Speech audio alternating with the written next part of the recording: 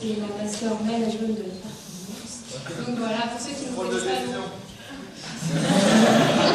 on commence pas, s'il te plaît. On va évoquer la question, ça vient. Donc pour ceux qui ne connaissent pas Simon Choët, notre délégué, et moi, Alde-Rose Bonnerue, je remplace la déléguée adjointe qui est en Nouvelle-Zélande. On lui en veut, mais c'est comme ça.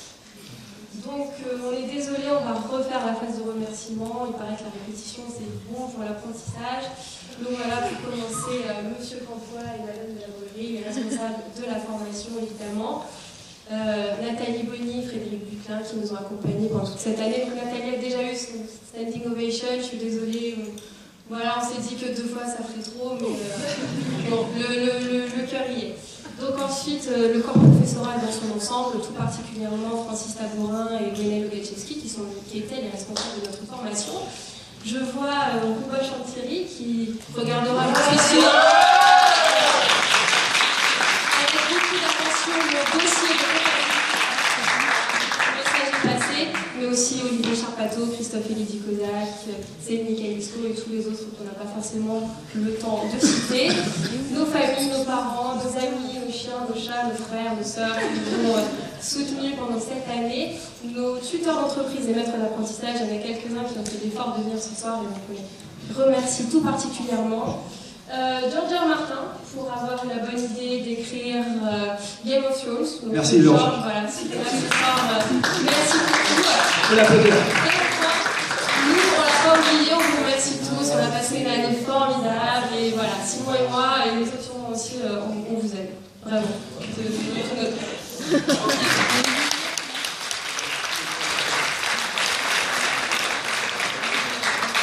Alors, le management de la performance. Au bout d'un an, avec Alde-Rose, on est tombé d'accord sur le fait qu'on ne sait toujours pas ce que ça veut dire. Mais comme il y a 25 lettres, on s'est dit qu'on arriverait bien à trouver 25 sens à ça. La maîtrise, bien sûr. Des savoirs et savoir-faire, mais aussi la maîtrise de soi.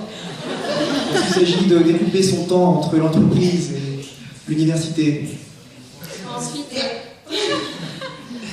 l'apprentissage, puisque c'est ça qui nous réunit ce soir, cette formidable aventure humaine où on apprend sur soi, sur les autres, sur le monde qui nous entoure. Non, évidemment, on va vous faire le coup. Nous avons une âme, j'imagine. Alors, lorsque j'ai commencé à me dire qu'il ne faudrait pas que je fasse ça, ça m'a pas plus dit ce qu'il faudrait que je fasse. Du coup, j'étais dans la phase poney de ma réflexion. Alors, la phase poney, en fait, c'est lorsqu'on est vraiment... Simon, tu as oublié quelque chose. Je J'ai dit poney, c'est bon. Oui, mais tu as oublié quelque chose. Et puis si tu ne dis pas, je m'en vais. Alors, si Alde-Rose est ce soir à mes côtés et pas derrière moi, c'est que, outre sa couleur de cheveux, elle est, soi-disant, la meilleure d'entre nous. La major de promo. Non, c'est bon. Ne dites pas trop, elle va devenir insupportable. Et donc, ce sera un petit peu notre faire-valoir méthodologique sur contrôle-gestion. On espère que tu vas apporter vraiment une valeur ajoutée à ce discours qui commence très bien maintenant. Alors, voilà, niveau poney, bon, et puis là, on se demande comment est-ce qu'on va faire pour expliquer aux gens ce que les gens deviennent, qu'est-ce qu'ils font leur Master 1, parce que si c'est pas un diplôme, on a fait quelque chose. Et donc là, caution contrôle de gestion, on a pensé non pas à un camembert, mais à un histogramme. Voilà, vous voyez, l'histogramme, c'est très bonne idée, comme ça. C'est clair, on voit une pente, tout ça. Plus c'est bleu, c'est bon signe. Ça nous parle, donc vous reconnaîtrez évidemment les différents parcours pour choisir nos camarades de promo, donc on va en parler un petit peu plus en détail. Alors, le parcours le plus choisi, c'est la césure. Alors, qu'est-ce qu'une césure? Parce que bon, dans la salle, il n'y a pas que des gens qui sont dans les mains en M2. Donc on a ouvert un dictionnaire et puis on s'est dit tiens, une césure c'est une coupure rythmique dans un verre par exemple entre les deux hémistiges d'un alexandrin. Et donc ouais les gars, je parle de main. Et donc j'ai choisi un rappeur du cru de Boulogne-Billancourt qui pourra peut-être nous expliquer ce que c'est qu'un alexandrin. Alors lisons-le ensemble. Nos chicots et le parquet, otages, rançon, hélicoptère. Alors.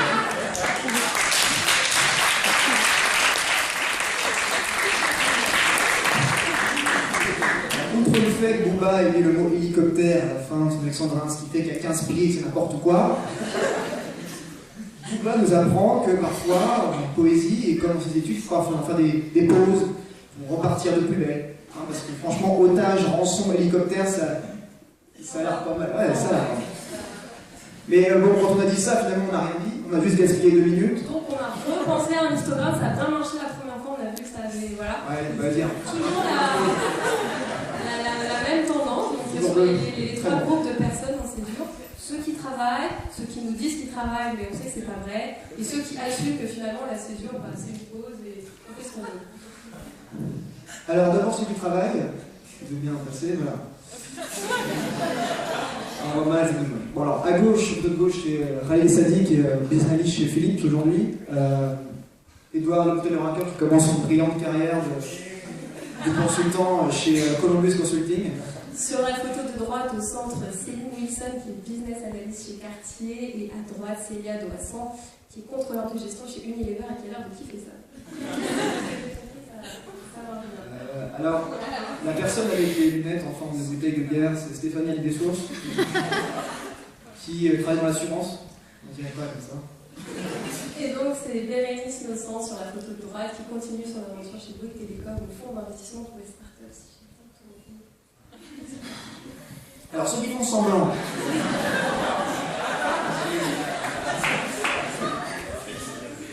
On peut remarquer qu'en fait, ils font semblant de faire des études, de travailler, mais ils font aussi semblant dans la vie, parce que sur la photo de gauche, on a Jérémy Cadoche et Martial Bocquet qui font semblant d'être des statues. Donc, je les ai comme une autre. Et à droite, Julien Bénard qui nous dit qu'il va faire du golf. Bref, on va passer ça, c'est bien. Donc, par contre, ceux qui assument, voilà, Antoine Lemaire, au Brésil. Noémie Darro, à Auckland, en Nouvelle-Zélande. C'est coucou, hein? Bah, coucou Noémie, hein? Coucou. Élite. C'est le seul mot qui me vient lorsque je pense que je viens à penser ce master. On a réussi la prouesse incroyable de faire intégrer 8 personnes. Bien sûr, je pense au master en management. Et encore une fois, dans l'élite, je me demandais qu'est-ce qui fait qu'il y en a qui sont élus et d'autres qui ne le sont pas. Bon, là, vous avez compris, on va repenser un histogramme. Ouais, bon, voilà. Ça marche. Mais encore, c'est pas grand, hein, on voit tout de suite. C'est bien efficace. Les 3 différents parcours que mes camarades ont choisis. Donc le premier, financier contrôleur, c'est contrôleur de gestion en plus sexy. Donc aide de Rose Bonne-Rue, mine anglais, et Lamé Lalouve, donc sur le pont Charles à Prague, et puis devant le mur de John Lennon. N'est-ce pas? C'est Flore Louiset qui là n'a pas l'air de contrôler grand chose, mais dans la culture, elle est super contrôleuse de gestion.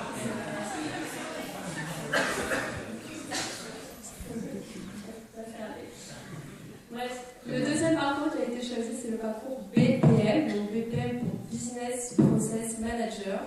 Donc voilà, nous non plus, on n'a pas très bien compris ce que c'était, donc on a appliqué la méthode, on a fait un histogramme. Mais en fait, on n'a pas trop su quoi en tirer, on a fait 3 couleurs, enfin... En plus c'est orange, pas bon l'orange. Ouais, donc il y a quand même 2 personnes dans la classe qui font ce parcours, mais qui sauront peut-être nous expliquer mieux que nous. Donc c'est...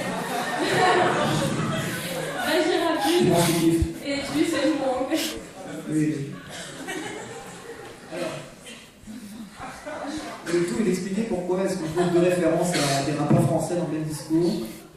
Et c'est vrai que ça peut paraître un peu divergent sur le plan psychologique. Alors en fait, on s'est dit, tiens, des gens qui font le master en management, bon, en international, donc ils vont passer un semestre à l'étranger, on se dit peut-être qu'éventuellement, ils font sûrement travailler.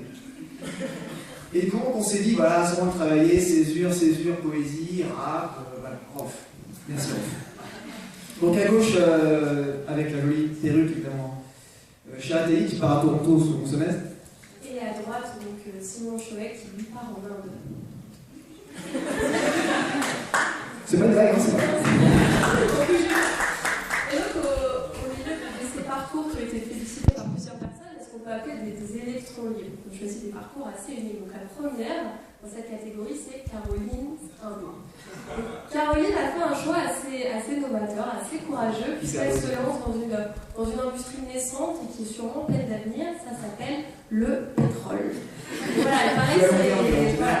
Moi, je suis sûre que c'est bien, mais voilà. Donc, beaucoup de réussite à Caroline, à l'Institut français du pétrole. La deuxième, c'est Angélique Dipachi, qui a choisi de rejoindre le Master 124 en conseil recherche en audit et contrôle. On dit comme ça a l'air marrant, mais ouais. Au revoir. Alors, Paula.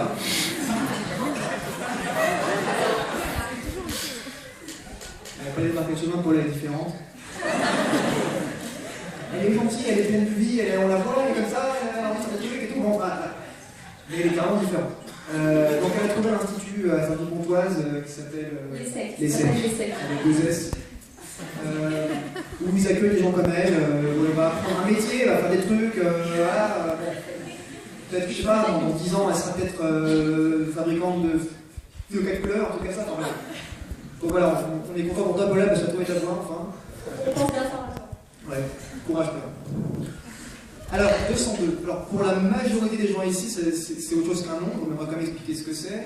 C'est le Master 2 de contrôle-gestion. Et c'est aussi la réminiscence d'une énorme trahison que nous avons tous fait aux 2 personnes assises là-bas. Puis nous l'avons tous et toutes dit que après le Master 1 contrôle-gestion, nous ferions un Master 2 contrôle-gestion. J'ai une très bonne blague après.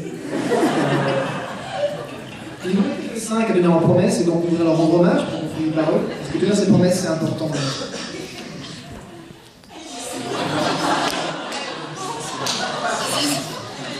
Alors, Alix Jonker habillé en nonne. Je pense qu'il n'est pas pour faire de blagues. Donc, Marie-Hélène Conrad, qui elle. Elodie Grimaldi, alors Elodie Grimaldi n'est pas un pingouin géant. Très drôle, merci. Et enfin, à droite, Romain Barra et Louise Métellier, qui ont l'air de très bien s'entendre. Ouais, c'est vrai. Après, on sera ce qu'on veut. Alors, comme on a bientôt fini, je prends profite pour passer un petit message personnel. Ayant fait un an contre le gestion, j'ai accumulé pas mal d'équipements, de trucs, et je vais vraiment séparer, donc j'en profite pour ces gens du 202 qui sont intéressés.